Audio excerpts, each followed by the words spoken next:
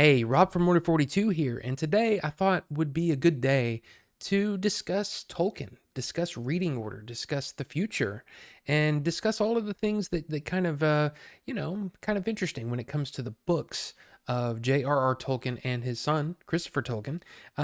So yeah, I mean, with all the news of, we got an Amazon series coming. We have this new War of the Rohirrim video, this new movie coming out. I mean, it's exciting times if you're a Tolkien fan, but I have to admit, for a while there, it was hard for me to know where to go next. So yeah, that's what this video is all about. So without further ado, let's just dig into it. Now, I'll be honest with you. I don't know a whole lot about J.R.R. Tolkien, the man. I just know a lot about his world, and of course, I'm still learning.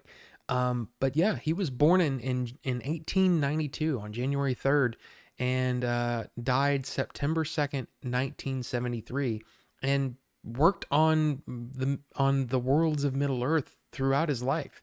And upon his death, his son Christopher decided to publish a lot of the works that were based on all of the ideas and the kind of the scraps and everything. Right? He just became sort of the man, the guy sitting there going through all of this information and trying to distill it down into a way that we could experience. So I mean, it's amazing stuff, and there's just a ton of stuff to dig into. Two more things before we really dig into things. Number one, I'm not an expert when it comes to Tolkien and Middle Earth. I am just a fan of it, and I know what I would want as somebody who was approaching it for the first time. So that's kind of how I'm going about it.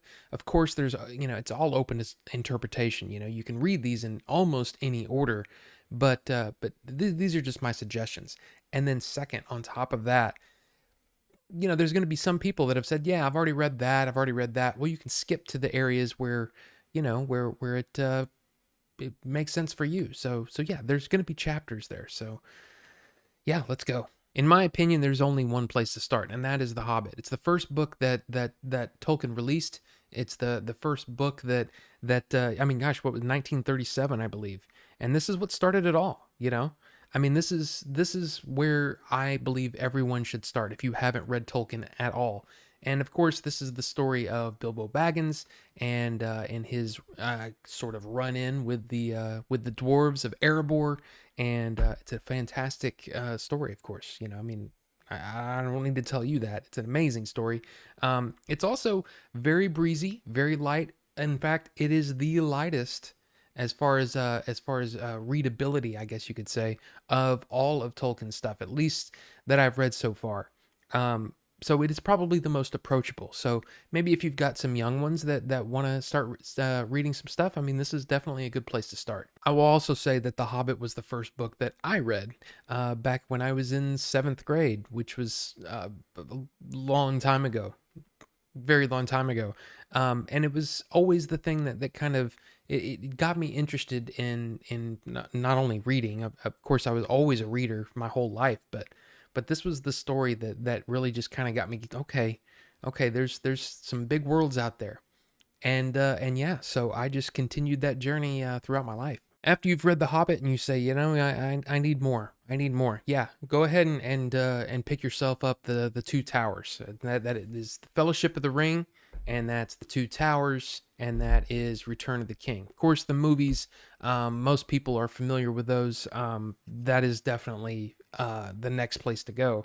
And one of the things that I want to mention too is that, as someone that was into reading and all that kind of stuff, everybody kept saying things like, oh, Lord of the Rings it's so dense, it's hard to get into, it's hard to read and all that stuff. And I was intimidated by it, to be honest. And it wasn't until, like I said, probably a couple of years before the movies came out that I finally dug in. And I have to say, I mean, it really is a journey well worth taking, and it's just amazing. I love the world that Tolkien created, and it's just beautiful stuff. I will also mention that at the end of Return of the King is the Appendices, and the Appendices are one of those things that, for whatever reason, I always skipped them. I never read them, and it was, I guess, to my dismay. I really should have read them a long time ago. There are some beautiful little stories told in the appendices. So if you've read Lord of the Rings but haven't read the appendices and you're looking for the next step, that will give you a taste of what's to come, because I believe that the appendices are there to sort of fill out the world. And it's like, look, I talked a lot about all these things in Lord of the Rings and in The Hobbit, and some things are just kind of left unexplained. Well, he tries to kind of fill in some of the gaps for the reader, and I got to say, it really is a good primer for what the next step would be. I'm not going to be one of those people that say, oh, well, if you haven't read the appendices, well, then you haven't read Lord of the Rings. Look, I'm not gatekeeping Tolkien at all. Okay. I mean, however you choose to read it is totally up to you. But I mean, again, that's definitely the order that I would start with is, like I said, get yourself a set like this, that comes in a nice little box, but this is the way to start. At this point, I think the Silmarillion is the logical step, and it's also, in a way, the way that I'm going to be reading these is a little bit like it's almost like the way that they were released, in the order that they were released. This was released in 1977, 4 years after Tolkien's death. So it's just one of those things that to me, it was the next logical step for me. But I have to be honest, I've had this copy for probably, I don't know, 15, 20 years. Picked it up from half price books, in my area. And it's just sat on my shelf. Never read it. And just I don't know. It's so dense at the beginning. It's almost in this very flowery prose, and there's almost kind of I don't know. It's almost like the Bible. It's the start of Middle Earth. It's the start of the world, and there's just things where it's just like, okay, I'm not. I don't know. I couldn't get into it, and I didn't really know why. I read a forum post on somewhere, and they were saying, if you're having trouble getting into the Silmarillion, here's some suggestions. And they said, skip around. I'm not a skip around kind of guy. Yeah, I'm just not. I don't like doing that, especially in something like this. I want to absorb it all. I'm having trouble. So I kept looking, and they were like, okay, well then do this, and maybe start with this book. And I'm like, no, the Silmarillion is the next step. At least to me, it was the next step. And this is one of those things, again, if I could have gone back in time and said, hey, Rob from yesteryear, do this, I could have been absorbed and just kind of obsessed in this world for much longer. So that is to read the audiobooks. And you can say, oh, you don't really read the audiobooks. You're kind of it's a passive thing. But everybody learns different. Everybody has a different way that they take in information. The way that it works for me is I got the audiobook from my library, right? Which was that was awesome. That's one of my biggest suggestions just overall. If you want to just kind of dip your toe into Middle Earth, that's a great way to do it. Your local library, you can sign up for that. You can get audiobooks, you can get ebooks, and of course they have the physical books if you're into the more tactile thing.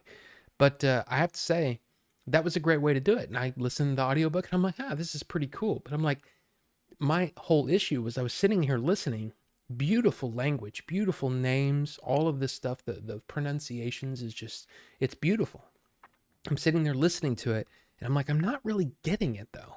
So I got my copy and started reading along with the audiobook. And I got to tell you, it was life-changing. It's literally life-changing. I've done it for a few different books since then. And it's only been the last couple of months. I've been plowing through books that I always had trouble getting through books. And I never really realized what it was. Apparently I have some sort of hyperactivity disorder, and it's really, really hard for me to stay focused. For some reason, having the audiobooks going as I'm reading, it keeps me locked in and it keeps me focused. So if you're having trouble reading, well, let's say anything, this is a great way to do it. Now, for me, the next step was to start reading Unfinished Tales. And this is my only copy of Unfinished Tales. So yeah, I'm reading this currently. I'm kind of, that's where I am. I'm really enjoying it. Of course, the world of Tolkien is such a beautiful place, and yeah, there's it's just wonderful. But what's weird about Unfinished Tales, at least so far, is that it almost seems like there's slightly different versions of some of the stories that are in the Silmarillion. So the stories of Turin, right? The children of Hurin. That's in here, but it's also in here, slightly different. So it's one of those things where it almost you kind of get a larger like almost like you're leaning over Tolkien as he was writing some of this stuff and kind of getting Christopher Tolkien's insight on what J.R.R. Tolkien might have had planned. What's weird about the stories that are contained in Unfinished Tales and the Silmarillion is that a lot of them they're almost pieces of stories, and they're pieces of the mythology that Tolkien was creating, and you get all of these different variations of how things could have gone in the final story. And of course, he never finished those. But well, we have Tolkien to thank because, or Christopher Tolkien to thank, because he did sort of finish these. And so the next books on my list, my reading list, I guess, to read are The Children of Hurin, Beren and Luthien, and The Fall of Gondolin. These are all, like I said, these were all released after the history of Middle Earth, actually. So these are, at least from what I understand, because I'm not for certain. And of course, if anybody has any other information that they'd love to share with everyone, please leave those comments down below. But what I believe these are sort of as close to as finished as we can get of these three stories put together by Christopher Tolkien. And yeah, I'm really excited to read these because, of course, now since I've read the Silmarillion and I'm halfway through Unfinished Tales, I already know these stories. I already know the way that these stories kind of progress.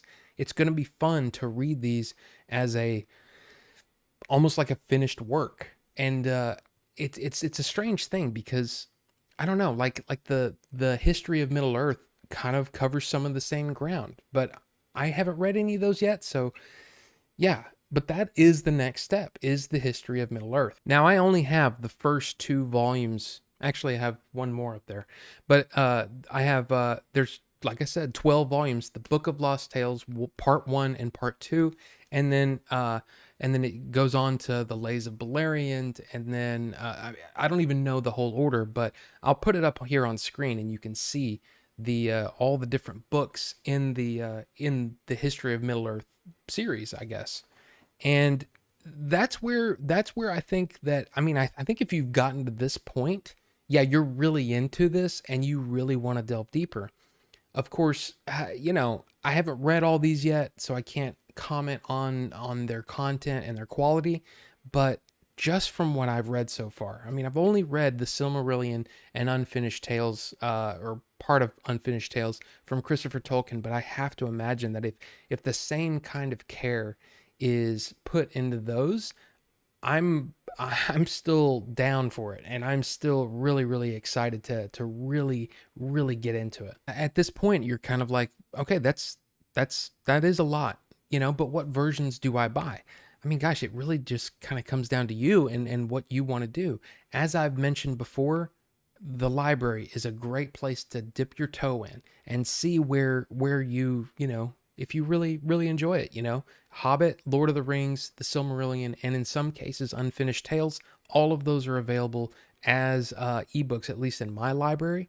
And some of them, in fact, all of those are available as audiobooks except for Unfinished Tales, which was kind of a bummer because I wanted to listen to the audiobook as I was reading, so I just bought it. So yeah, as far as purchasing goes, of course, the ebooks are available all the way through, I believe, Book of Lost Tales Part 2. From what I understand, at least here in the US, they're going to be releasing those just, one after another for a while. I don't know the whole deal, but I think the next volume 3, is going to be released in September, I believe. So if you're interested in the ebook kind of realm, that's where to go. But again, if you hadn't read any Tolkien yet, you've got plenty to sink your teeth into now. So now let's talk versions, and I think lately that's where I've been having like a ton of fun, kind of delving into all of the different variations of the American versions, the UK versions, and yeah, so yeah, let's show off a couple of those, shall we? Of course, I showed this off, right, and I think this is one of my favorite sort of travel volumes, I guess. If you're somebody who reads on the go, I mean, this is a cool little set and will fit nicely into like a little backpack or something. You know, you can just take one volume at a time, which I I don't think that's how Tolkien intended it. He intended the Lord of the Rings to be one volume, but yeah, that's just how they were released. Um, but still, I mean, this is a fantastic option. Now, I don't know where my original copy of The Hobbit is. I know that I purchased a paperback version way back, like a long time ago, and I just don't know where it is. I don't know if I traded it in, got rid of it, gave it away. I don't know. I don't know what happened to it. But this was my copy for the longest time, and this one is illustrated by Alan Lee, who of course worked on the Lord of the Rings and the Hobbit films. So a lot of his it's funny, a lot of his designs definitely make it into those movies. But yeah, beautiful addition, and of course, like I said, I really just wanted a sort of almost like an archival copy. Does that make sense? I don't know if it does, but I really enjoyed this one. Now, of course, the next one on my list, right, was Lord of the Rings, right? So I have the basically the almost the same edition as the Hobbit, illustrated by Alan Lee. It's a one volume tome. It's big, it's bulky, it's heavy, and yeah, it's got the same beautiful artwork by Alan Lee on the inside. This was kind of my home copy, I guess you could say. But yeah, this was beautiful. These are no longer available, by the way. But I will show you some of the versions that are available if you're interested in the Alan Lee versions. As I said, I was kind of making my way through Lord of the Rings, and I wanted something that was a little more manageable. You know, especially like because I used to read at work. I had a job at the time that allowed me to do that, and yeah, so I wanted one that was kind of easier to carry around. So I ended up buying this, and this is just a one volume copy. Of course, you got Ian McKellen as Gandalf on the front. I mean, I think you could probably still find these used pretty much anywhere. But yeah, that was my reading copy of Lord of the Rings for the longest time. Now I'm jumping around a little bit, especially from what I've purchased recently, but I will show off that I did pick up this set, and this was from, uh, well, it's the HarperCollins versions of Lord of the Rings. All of these that I showed you previously, all of those are the Houghton Mifflin. That's the American printer for Tolkien, I guess up to I don't know. There's something weird going on with that, and it's something I don't understand. But apparently they're not going to be printing any more Tolkien stuff, and someone else is taking over. I'm not sure. But HarperCollins put together this beautiful set, and of course, this is all the Hobbit and the Lord of the Rings. These have the same Alan Lee paintings that are in my previous hardbacks, but it's just a different edition. I mean, again, beautiful artwork on the sides there. And here, let me do this. And there's a, but I mean, look at that. That's the Black Gate, right? You got Sam and Frodo down in the bottom left corner. You've got Gollum there. I mean, look at how close that was to what ended up in the movie. Amazing stuff. And yeah, I just think this set is beautiful. Now, the next on the list is the Silmarillion. And of course, I showed you my original copy that I have of this.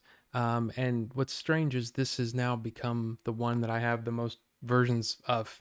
The next one I bought when I really started digging into it was I bought this is the I wouldn't say it's, I guess it's the first edition from America when it was printed in 1973, and learning that yeah, this is not even the first printing, second printing. Yeah, this is the eighth printing, and it's not even in the best shape.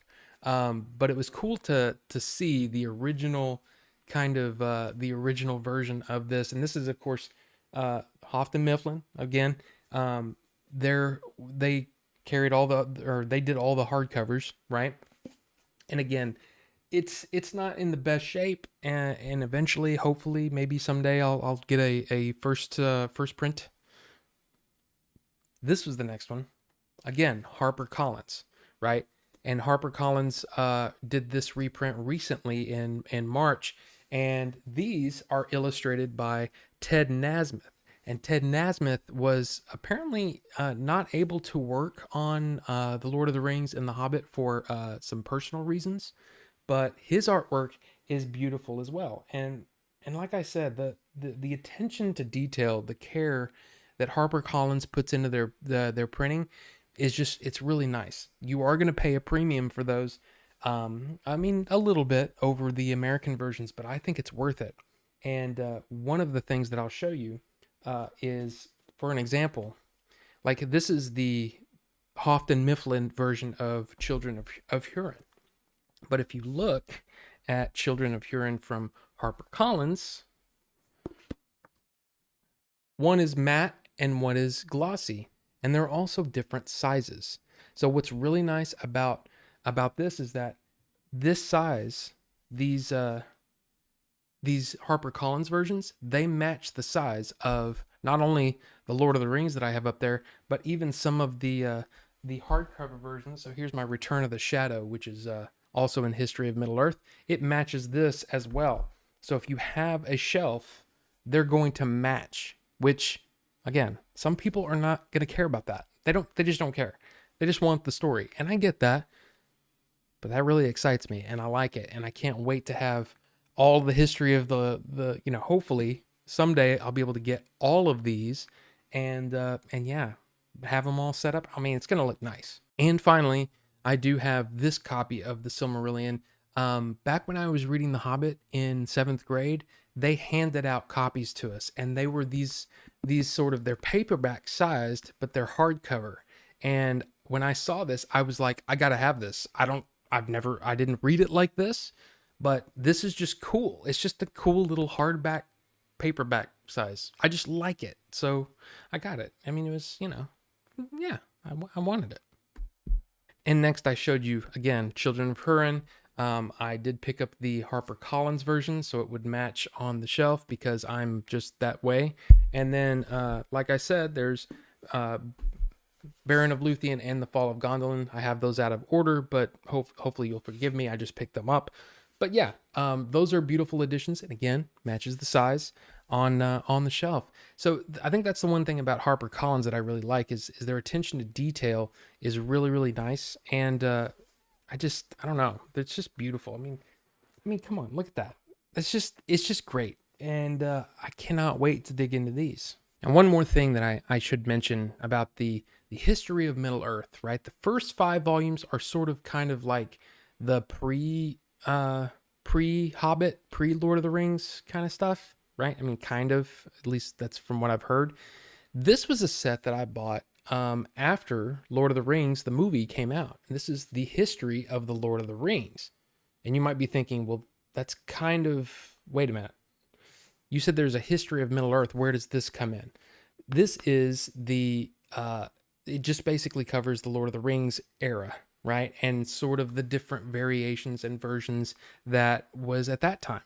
Now, this is not illustrated in any way, but I wanted to show you this because I think it's interesting. Of course, this is Return of the Shadow. And I showed you earlier, I have the actual hardcover Return of the Shadow. Now, what's interesting is that this set has this book called The End of the Third Age. And The End of the Third Age is a part of one of the volumes of History of Middle Earth. So this set is kind of a weird, I don't understand why this was even a thing, because this doesn't have all versions of the history of Middle Earth that covers Lord of the Rings. So you have the War of the Ring. Oh, that's the last one. Treason of Isengard is the second one, then the War of the Ring. So these are technically paperback versions of volumes 6, 7, and 8. Is that right? Yeah, 6, 7, and 8 of the History of Middle Earth. And this is only part of book 9. It's a weird thing, but it is something that I own, and I mean, it is a nice looking set, but yeah, it's kind of a weird one. Now, I haven't even delved into some of the biographical books that have been written about Tolkien himself. I haven't some of the, I would say, almost like reader's guides. I mean, there's different companions and all that kind of stuff. David Day very famously did a lot of books on Tolkien and the world, and from what I can tell, a lot of people don't really respect a lot of the work that he did, because he makes a lot of judgment calls that don't really seem to line up with what's in the history of Middle Earth and things like that. Some of the stuff that Christopher Tolkien did. So David Day is not someone that I plan on collecting. But some of the other ones, some of the other outlying stories, I'm really interested in as well. Now, something else that I did pick up, it's the Tales from the Perilous Realm by J.R.R. Tolkien. This is not really in Middle Earth. There's only one story that kind of touches on it, and it's the adventures of Tom Bombadil, right there, who was in The Hobbit. So this is sort of like a collection of other kinds of stories that Tolkien wrote. This is, of course, something I'm going to get into much later, but I said, why not? I'll go ahead and pick up this copy. This version from HarperCollins just released at the end of May, so I'm very excited to finally get to this part of it too, and read some of the other things that Tolkien did throughout his life as well. Okay, I've been talking for a while now, and I'm not sure if I'm making complete sense, but I hope that you got something out of this. And again, the biggest suggestion that I could give you is to, check out your local library, see if you can sign up for, for ebook and audiobook access. I think that's a great way to discover some of these stories. Of course, you don't have to spend, the kind of money that I'm throwing down for whatever reason, because I'm a dork. Go to half price books. I mean, you can find, in a lot of cases, you can find copies of The Hobbit and the Silmarillion for like $2. I mean, that's, yeah, if that's all you want is the story, I mean, that's a great way to do it as well. And then, of course, if you really want to go down the rabbit hole that is the collecting of Tolkien, I would suggest tolkienbooks.us. I think that's a great resource. It's something that I've used many times already, just in the couple of months that I've been sort of collecting Tolkien stuff. And then, of course, there's Tolkien Books, the subreddit. I would suggest going there if you're interested in kind of seeing people's collections, because there's tons and tons of versions of all of these titles. There's like, I mean, again, you've got versions like this that are very nice hardback covers, but HarperCollins has also done collector's editions that are in slip cases, and they're beautiful, but I just don't feel like I need to own those. So, I mean, it really depends upon you and how much money you really want to spend. It's a wonderful little hobby that I've found myself kind of drawn into, and I hope that you guys got something out of it. Hopefully, like I said, especially if you get to the Silmarillion, you're having trouble, trust me, the audiobook and reading along with it is a great way to do it. And it's something that, like I said, I almost felt like it was cheating, when somebody would say, oh, I'm listening to the audiobook, and I'm like, you're not really reading that.